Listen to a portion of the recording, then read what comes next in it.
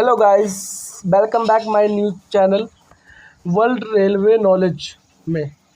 तो जैसा हमने अभी तक इतने टॉपिक्स पढ़े हैं और इतनी इंटरेस्टिंग बातें पढ़ी हैं, इसके बारे में हमें नॉलेज थी बट उस लेवल में नहीं थी, जैसा हमें अपना हिस्ट्री इतना नहीं पता था। तो हम चलते हैं अपने टॉपिक पे। आगे का टॉपिक क्या था? तो गाइस, जैसा हम जानते हैं कि हमारा अगला टॉपिक है रेलवे का रैपिड ट्रांजिट और उसके बाद का विकास। तो भारत की पहली मेट्रो ट्रेन 24 अक्टूबर 1984 में कोलकाता में चली थी। कोलकाता मेट्रो ट्रेन देश में रैपिड ट्रांजिट लाइन थी। 1986 में नई दिल्ली में आरक्षण की शुरुआत की गई थी, जिसमें शताब्दी एक्सप्रेस भारत की सबसे तेज ट्रेन 1988 में नई दिल्ली और झांसी के बीच शुरू की गई। लाइन के बाद भोपाल तक बढ़ा दिया गया। 1990 में पहली self printed ticket machine SPTM नई दिल्ली में पेश की गई। कौन सी?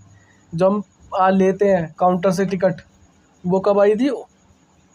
1990 में आई थी, पहले नई दिल्ली में।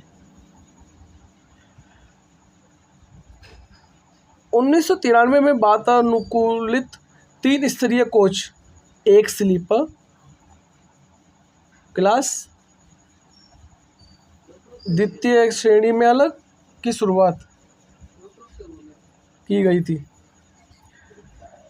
16 जनवरी 1995 को बीना कटनी लाइन पर 2x25 kV के साथ पहली नियमित रूप से निर्धारित सेवा शुरू की गई।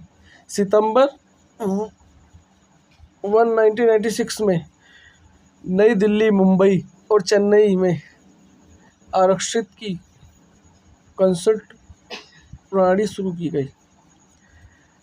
1998 में मुंबई में कापुन वेरिफिकेशन मशीन की शुरुआत की गई।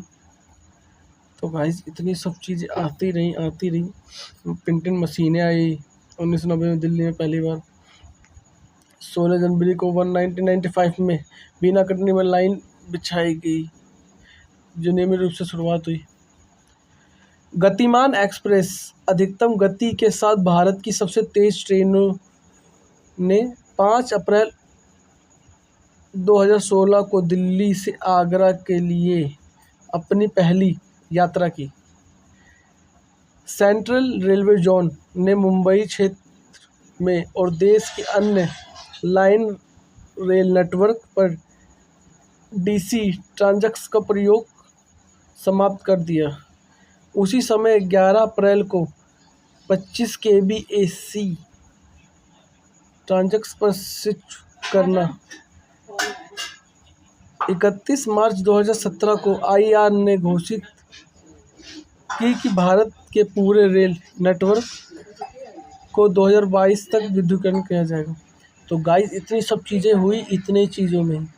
तो गाइस, सोचने वाली बात है कि इतनी चीज़ें हुई हमारे देश में, और रेलवे ने कहते हैं कि क्या करा रेलवे, क्या थी क्या नहीं। पर जब हम पढ़ेंगे, हम इतनी नॉलेज लेंगे, तो हमें पता चलेगा कि अब कितने सालों से बढ़ता हुआ आ रहा है, अब जाकर वो क्लियर हुआ है, अब जाकर वो इतनी वृद्धि करा है।